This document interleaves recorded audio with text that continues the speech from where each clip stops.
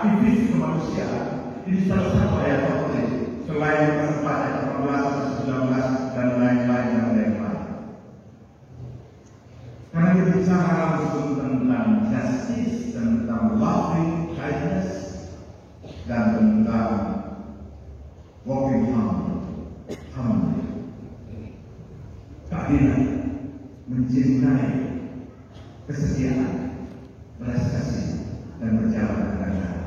Bapak Ibu browsing saja dan Google, Bapak Ibu akan menemukan anak-anak tidak pernah proses itu dalam keadaan di mana-mana secara global.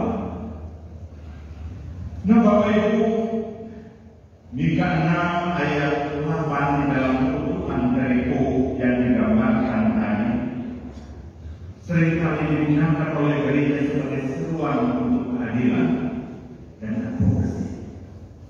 Tapi saya mengajak kita melihat lebih dalam dalam kebutuhan dari ini.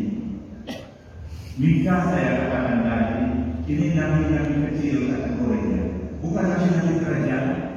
Nabi-nabi kecil itu biasa sangat menentang, bermain di luar kerajaan dan mengkritisi habis-habisan. Dia anak desa, dia marah, dia geram karena segala sesuatu yang berhubungan dengan perilaku menyimpang di perkotaan dan sebagainya. Bahasanya sangat tajam, khususnya ketika dia mengkritisi perilaku etis moral yang menyimpang di kalangan para pembesar pemerintahan, termasuk para nabi, masyarakat dan sekitarnya. Dia bekerja di Samaria, Israel Utara, sama-sama dengan di bagian selatan, satu zaman dengan Amos dan Hosea di Israel Utara. Apa yang membuat kita sampai pada Jericho? Kita akan melihat ini sebuah imajinasi teatrikal yang sangat luar biasa. Kejahatan apa yang ada di utara maupun yang ada di selatan yang menjadi pokok pendidikan kita? Saya pikir kita telah membaca itu berulang kali. Di ayat pasal 1 ayat 6 dia sudah bilang bahwa aku Tuhan akan membuat Samaria di utara yang menjadi timbunan puing di padang. Ayat 7 dia bilang mereka menyembah patung, itu akan diremukkan. Upah sundal yang akan dibakar, segala pertama yang akan dihancurkan, sebab dari upah sundal mengumpulkan semuanya itu. Di 1 ayat 16 dia mengkritisi anak-anak yang manja. Cukurlah dan mundurkanlah kepala karena anak-anak kesayanganmu. Di 2 ayat 1 dia mencela orang-orang yang merancang kebenaran dan merencanakan kejahatan di tempat tidurnya, yang melakukan dari waktu fajar karena mereka punya kuasa. Di pasal 2 ayat 2 dia bicara tentang orang yang menginginkan ladang-ladang dan merampasnya dan rumah-rumah serta menerobosnya, menindas orang dengan rumahnya karena mereka memiliki kuasa. Di ayat pasal 2 ayat 6 dia berkeras mengkritisi orang-orang yang seperti itu malah berkhotbah. Orang-orang seperti itu malah berbuat, tidak boleh mereka berkhotbah, tidak boleh mereka berbuat.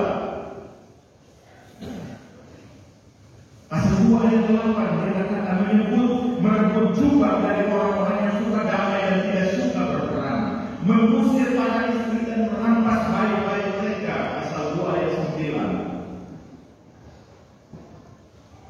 Pasal 3 ayat 5 dia mengkritisi orang-orang yang menyerukan damai, bicara damai kalau ada gratifikasi, menyatakan perang kalau tidak diberi sesuatu. Di pasal 3 ayat 9 sampai 11 dia bicara tentang para pemimpin yang terima suap, tentang keadilan. Untuk tegakkan keadilan terima suap. Para imam yang mengajarkan dan dibayar, para nabi yang berorientasi pada uang dalam pelayanannya, sambil di pihak lain bilang bahwa Tuhan menggaransi kita, Tuhan mencukupi kita, padahal di sisi yang lain berorientasi pada uang. Bapak Ibu sangat mengajar tentang bahkan di bulan kehidupan, bahasa-bahasa Mika, Amos dan lain-lain.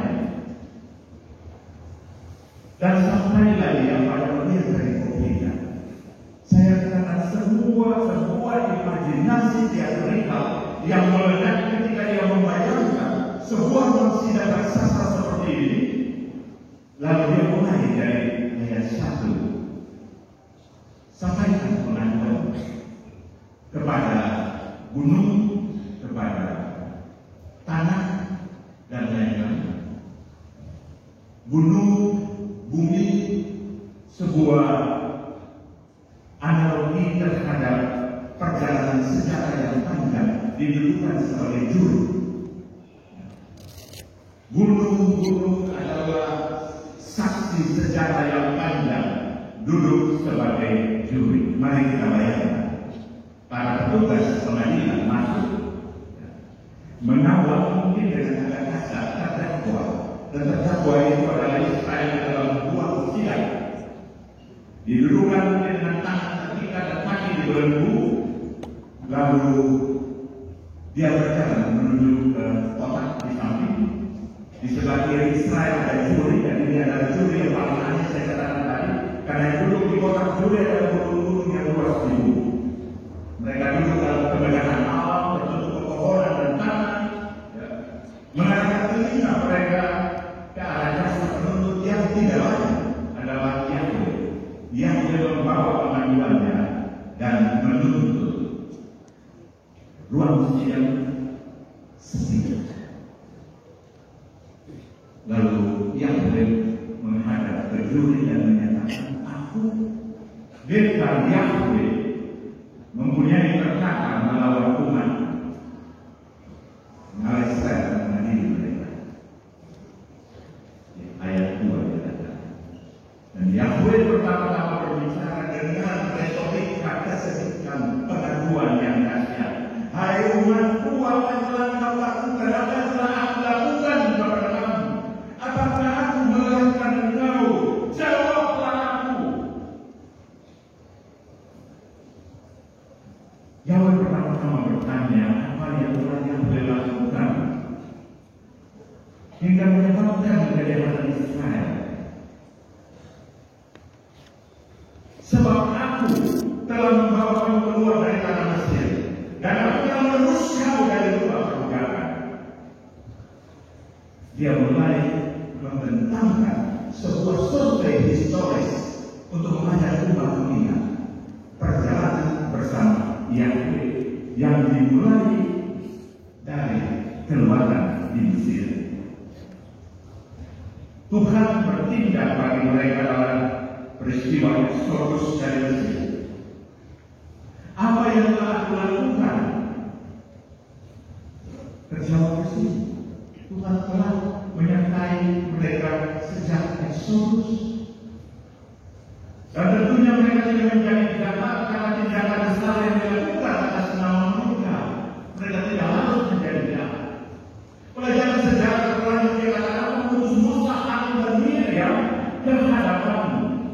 Mereka yang memberi hukum, yang memimpin, Harun yang berbicara di hadapan Firaun, Miriam yang memimpin, menyanyi dan bernyanyi merayakan kemenangan besar.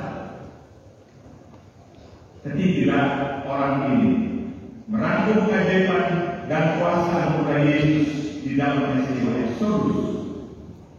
Dan dia lanjutkan untuk bertanya pada kisah rencana jahat Balak dan Moab yang mengira mereka akan menuntut Israel, tapi digagalkan oleh berkat Bileam yang mengajarkan keperkasaan Yahweh.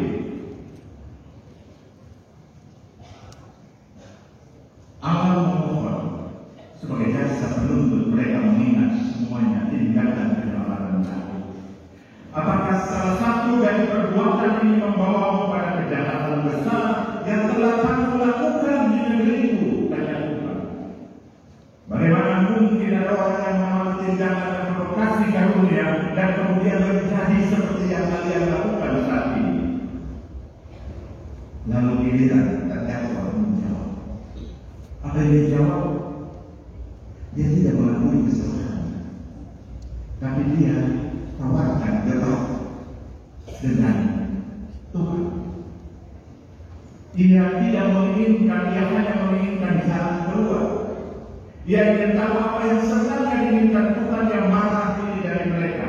Mungkin pada kita salah Tuhan, mungkin kita belum cukup serius untuk memuji.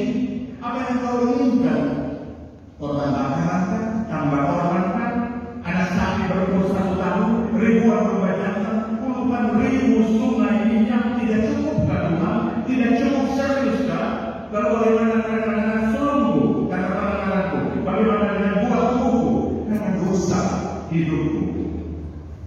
Itu jawaban umat yang dijadikan terdasar. Dan ternyata Yahweh tidak peduli dengan ini semua. Ibadah bukan masalah. Ibadah yang benar, liturgi yang beragam, nyanyian yang lebih semangat, persembahan, korban bakaran dan semuanya bukan ukuran bagi Tuhan. Tuhan telah memberitahu hai manusia apa yang baik dan apa yang baik, apa yang Allah tuntut, hingga memberitahukannya. Pertama, melalui kedua, mencintai belas kasihan, kesetiaan. Ketiga, berjalan dengan rendah hati di hadapan Allah. Vonis dijatuhkan, Israel bersalah. Maka hukuman digambarkan sampai dengan ayat 16. Bapak Ibu, plot seperti ini mirip dengan Amos, ya, dan juga teriak-teriak tentang hal itu tentang Hosea dan Yeremia dan lain-lain. Tapi kembali pada pertanyaan, kenapa ini diambil dari buku ini untuk disampaikan dalam sidang di mana orang selalu harus datang dengan syukur. Dan ayat-ayat ini biasanya ayat-ayat yang mengucap syukur dan penuh sukacita. Rasanya agak aneh bagi saya seketika seluruh rangkaian teori yang disampaikan tadi dengan betul-betul membuat orang tersenyum. Kalau saya taruh judul pada khotbah saya, keadilan bukan ibadah. Belas kasihan dan cinta bukan ibadah. Berjalan dengan rendah hati bukan ibadah. Atau ini lebih positif, kalau orang jangan pilih yang negatif. Sekali menikah dan lain-lain cara tajam secara negatif. Ibadah tidak cukup hanya ibadah tidak cukup pun tidak ada keadilan. Ibadah tidak cukup kalau tidak ada cinta dan setia. Ibadah tidak cukup kalau tidak ada kerendahan. Saudara yang dikasih dalam Kristus, saya meraba-raba apakah pilihan tema ini sebuah konfesi. Kalau saya dengar rumput liturgi yang disampaikan tadi, semua tentang pengakuan, semua tentang pengakuan. Pengakuan bahwa kita terbatas, bahwa kita bersama sebagai gereja. Saya lalu mengingat gereja saya tahun 60, gereja Persatuan dalam sidang sinode yang tiba-tiba menjadi sangat panjang dan satu bulan persidangan. Karena gereja memutuskan pesan tobat. Pesan tobat gereja saat itu sangat monumental. 6 pokok pesan tobat. Gereja mengaku, dia menyimpang dan disampaikan sebagai pernyataan persidangan sinode. Tarik-menarik panjang sampai pada sebelum persidangan untuk merusaknya. Tapi saya selalu begini, Bapak Ibu, merasa bahwa gereja mencari keselamatan saja karena dia berkhotbah dan menyatakan memperjuangkan keadilan, tapi juga ketika dia mengaku bahwa dia juga terbatas. Gereja menjadi besar karena dengan rendah hati dia datang kepada Tuhan dan dia bilang bahwa dia belum mampu untuk menanggapi kasih karunia Tuhan. Dan saya kira di dalam frame seperti itu, ini yang menyingkai persidangan ini. Para pelayan hamba Tuhan, institusi pelayan umatnya yang datang di dalam refleksi panjang perjalanan Tuhan, harus Tuhan bersama diri sampai pada sebuah titik di mana kita tidak saja merayakan syukur bersama Tuhan, tapi kita juga melakukan kontemplasi untuk membilang bahwa siapa Tuhan kita terbatas. Kita adalah gereja juga yang tidak boleh terluka, yang masih harus memperhatikan diri.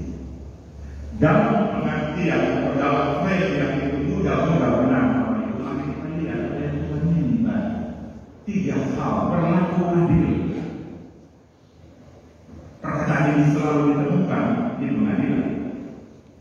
Perkataan ini sangat dekat pada mulut orang-orang kecil yang tidak menerima keadilan.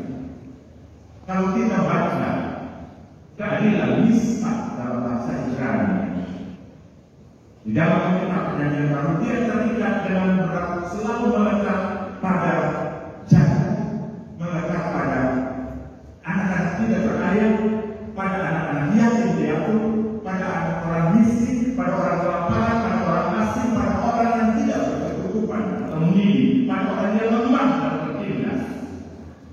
Kata miskin selalu melekat di situ.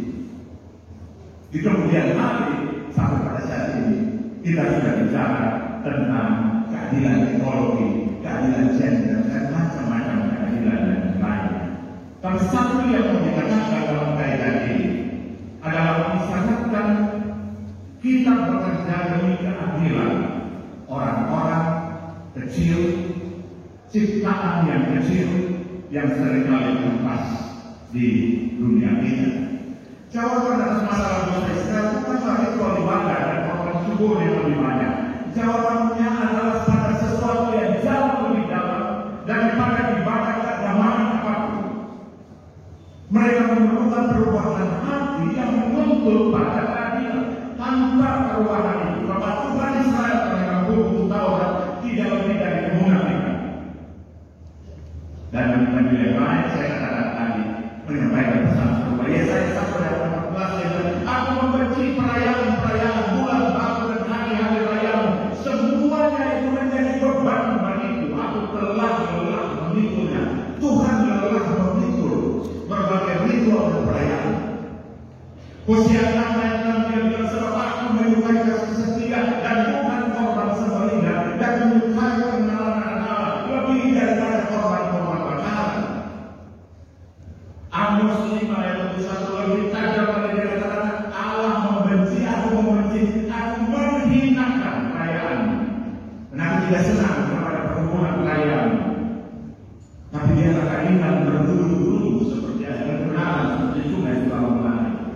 Seperti penolakan Amos yang terkenal itu, seperti penolakan Yesaya terhadap bulan baru dan Sabat demi mencari keadilan, membela rakyat dan memohon belas kasihan kepada para janda. Maka Mika bergabung dengan rekan-rekan nabinya dalam mencela ibadat palsu sebagai hero kejahatan yang Tuhan inginkan adalah keadilan, hanya keadilan. Sidang ditunda, putusan diberikan kesalahan. Orang sering datang dan menjadi adilu Bapak Ibu. There is no peace without justice.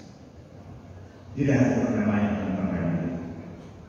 No love without justice. Tidak ada cinta tanpa keadilan. No faith without justice. Tidak ada iman tanpa keadilan. No church without justice. Tidak ada gereja tanpa keadilan. No worship without justice. Tidak ada ibadah tanpa keadilan.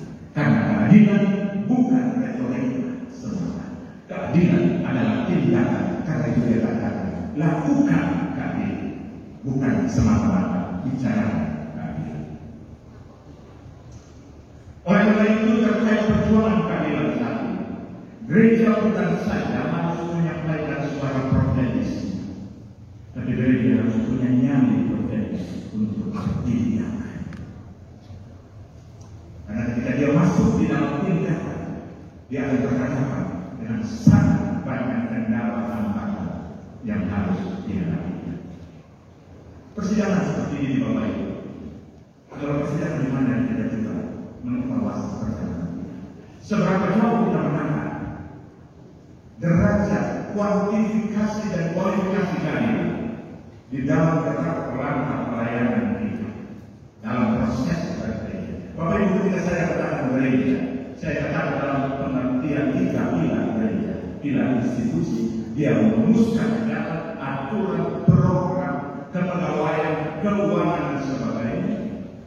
Pilar pelayan organik, semua pelayan gereja dan pilar umat. Kita menakar pada 3 pilar ini. Seberapa jauh kita mengadministrasi retorika keadilan di dalam dirinya. Kita mengadministrasi gereja di dalam hati kita. Ujinya gampang Bapak Ibu. Saya biasa kerja orang perencanaan. Jadi kalau dibilang bagaimana ujinya, saya tidak terlalu lihat program. Kalau kita tahu kesetaraan, selama kita pokok pengakuan iman, ajaran gereja,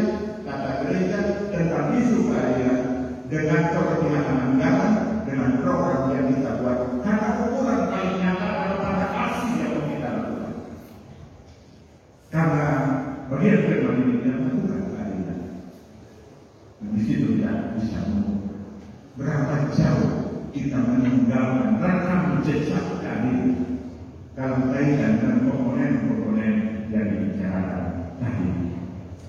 Yang kedua, Bapak Ibu, mencintai kesetiaan.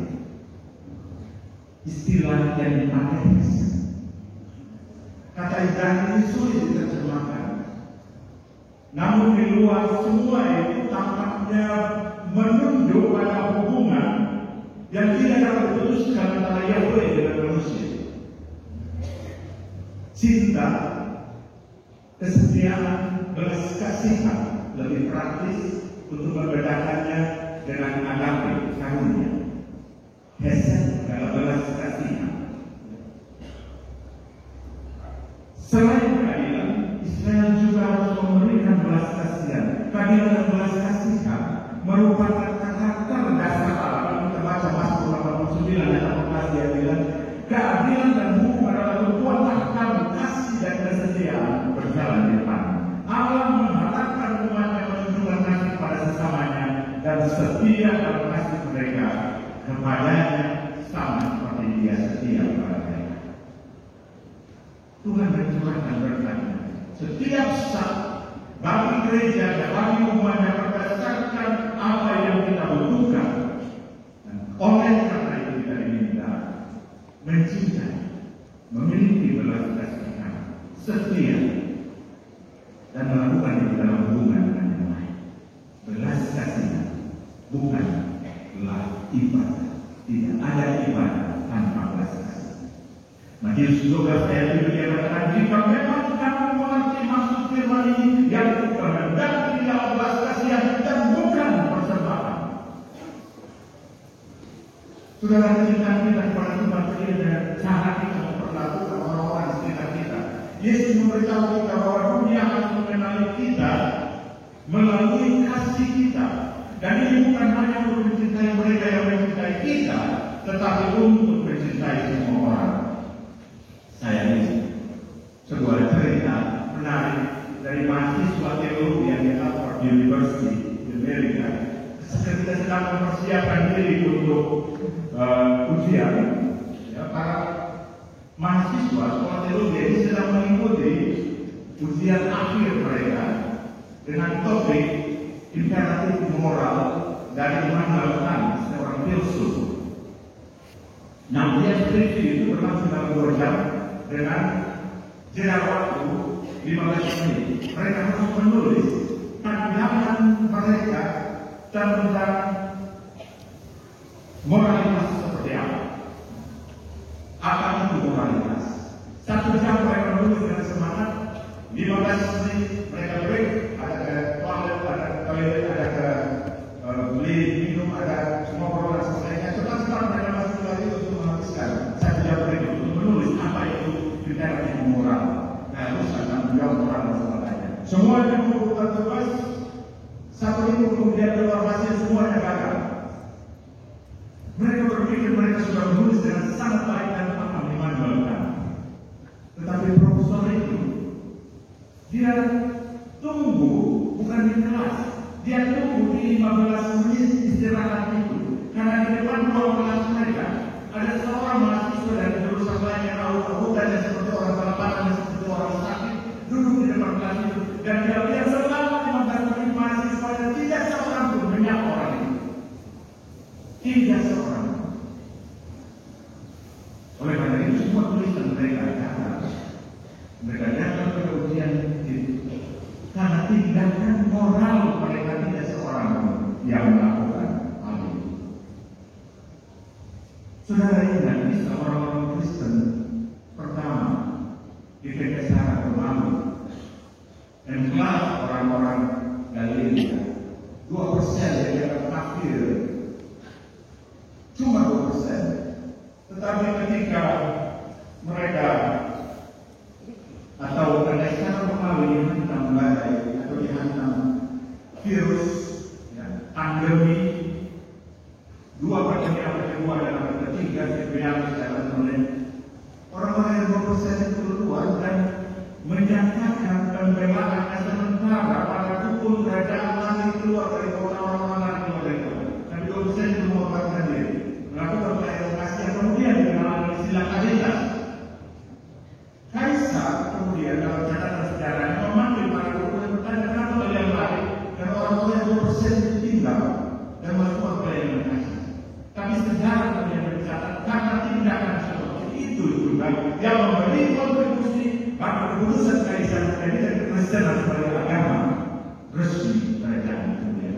Apa yang mau bilang orang Kristen dikenal dari tindakan keberatan belas kasih.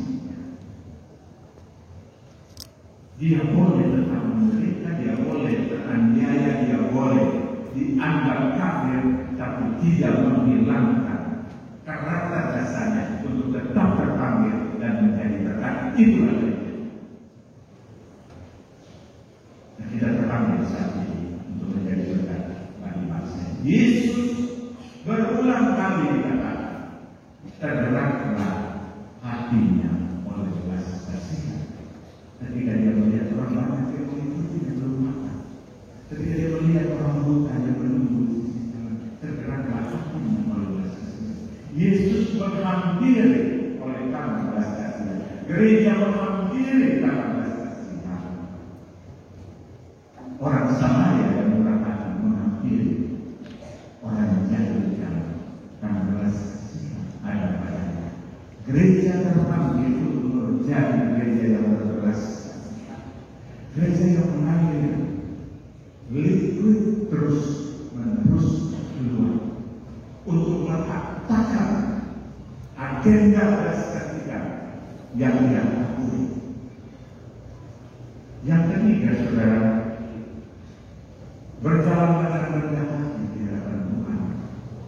Yesus bersabda bahwa orang yang paling besar dalam kerajaan Allah adalah orang yang rendah hati seperti anak kecil. Yesus juga berkata bahwa kebajikan terbesar dari semua kebajikan adalah kerendahan hati. Rasul Paulus yang menulis tulisan di separuh perjanjian baru mengatakan bahwa Yesus, dia yang tidak menganggap kesetaraan dan Allah sebagai milik yang harus diperhatikan, tetapi telah merendahkan diri menjadi manusia, merendahkan sampai pada proses mati dari salib. Yesus melakukan proses mengosongkan diri, merendahkan diri, mengambil bagian di tengah kita. Dia menjadi hamba. Rendahan hati adalah gereja. Karena kita semua adalah hamba. Saya selalu berkata, mimbar ini seperti mimbar gereja kita semua. Adalah tempat di mana kekuasaan firman diasaskan. Yang kita perintahkan di atas mimbar ini adalah kekuasaan dan manusia. Yang mengeksesainya, yang mengelolanya disebut pelayan atau hamba. Saya adalah hamba, adalah Bapa, adalah Yesus. Jangan pernah kita terjebak untuk mengeksersais kekuasaan kita di atas firman dan mimbar. Mimbar gereja bukanlah tempat bagi para pelayan mempertontonkan diri, menganggungkan diri sebagai Tuhan. Kita adalah hamba dan kita tahu persis apa kriteria dan kategori sebagai hamba. Kerendahan hati adalah mengorbankan diri sendiri untuk mendengarkan kebutuhan orang lain. Kerendahan hati adalah bagian dari seni mendengarkan orang lain, di mana Anda melupakan diri sejenak dan benar-benar mendengarkan apa yang orang lain katakan kepada Anda. Kerendahan hati adalah seni mendengarkan Tuhan, di mana Anda melupakan sejenak kebutuhan dan kesimpulan pikiran Anda sendiri dan benar-benar mendengarkan apa yang Tuhan katakan melalui firman-Nya. Seperti saat ketika Anda sungguh-sungguh mendengarkan bagian firman Tuhan yang diberitakan dengan suara Tuhan mungkin melalui saya, karena Anda mengorbankan diri sendiri untuk mendengarkan orang lain.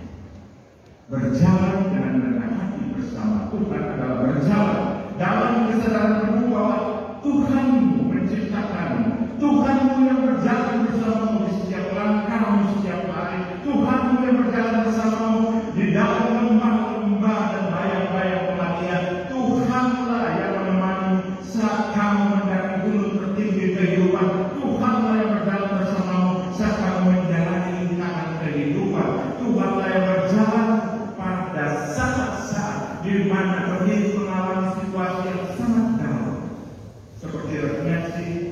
dalam bagian-bagian tembok tadi. Pandemi selesai, pandemi seroja. Saya bilang sama istri saya, kita hadir di sini untuk melihat bagaimana masyarakat ketaatan, resilience yang didasarkan pada iman untuk tetap bersyukur sekalipun kekeringan ada di sekitar, sekalipun bencana manusia, bagaimana iman tetap kuat di tempat-tempat seperti ini. Saya suka Bapak Ibu, saya membaca beberapa tafsir dan tafsir dari seseorang baik tentang Taurat dan dari ke-8 sangat menarik. Kita sudah menjadi sifat manusia untuk menciptakan hierarki sosial yang menguntungkan pimpinan paling berkuasa dengan menganjurkan agar manusia berjalan bersama Tuhan. Dia bilang sebenarnya Tuhanlah yang memberi contoh dengan berkenan berjalan di samping kita. Jika Tuhan akan berjalan bersama kita, maka kita dapat dan harus berjalan bersama mereka yang kurang kuat, mereka yang kurang kompeten, dan mereka yang kurang beruntung. Dalam semangat ini, kata Rabbi Yesod tentang golongan kenabian, dia katakan semakin dalam saya tenggelam dalam pemikiran Nabi ini, semakin jelas bagi saya apa yang ingin disampaikan oleh kehidupan para nabi, bahwa secara moral, perasaan, peduli seseorang terhadap penderitaan umat manusia tidak boleh ada batasnya. Karena ketidakpedulian terhadap ketidakadilan kejahatan lebih buruk dari kejahatan itu sendiri. Karena demikian saudara, berjalan dengan rendah hati, sebagaimana dikatakan oleh Mika, adalah berjalan dengan mata yang terbuka, lebar hati yang terbuka kepada siapapun yang membutuhkan, yang menunggu untuk melakukan tindakan belas kasih, keadilan, dan cinta kasih. Baca kembali bagian ini. Terus terang itu kita serasa sebagai gereja dilucuti, ditentangi dari unsur-unsur ritualistik. Bukan itu tidak penting, karena dikatakan itu tidak cukup dan tidak berarti. Kalau keadilan, kalau kecintaan terhadap belas kasihan dan kerendahan hati tidak menyertainya, kita sungguh dilucuti dan kita diajak kembali ke keadaan yang sangat sederhana seperti saya katakan di awal yang saya berharap demi di dalam persidangan ini datang sebagai institusi, sebagai pelayan, sebagai umat dengan hati yang hancur dan perasaan kecil di hadapan hadirat Tuhan, mampu dalam keadaan rendah untuk membawa syukurnya sambil memohon dimampukan untuk membuat hal-hal yang tidak terlihat menjadi terlihat, untuk menciptakan sebuah masyarakat umat di mana kita berjalan di samping orang lain karena Tuhan berkenan berjalan di samping kita selama 35 tahun. Apa yang Tuhan tuntut dari ini? Mari sama-sama katakan dengan saya di akhir khotbah ini. Apa yang Tuhan tuntut dari ini? Berlaku adil, mencintai kebaikan dan mencintai kesetiaan dan hidup dengan rendah hati di hadapan Tuhan. Sekali lagi, apa yang Tuhan tuntut dari ini? Berlaku adil, mencintai kesetiaan dan hidup dengan rendah hati. Boleh lebih kuat sedikit seperti sebuah komitmen. Apa yang Tuhan tuntut dari ini? Berlaku adil, mencintai kesetiaan dan hidup dengan rendah hati. Tuhan memberkati gereja, Tuhan memberkati gereja. Para pelayan hamba Tuhan, gereja secara institusi, baik yang ada di sini, yang tersebar di mana-mana, di NTT maupun di berbagai tempat. Puji-pujian hormat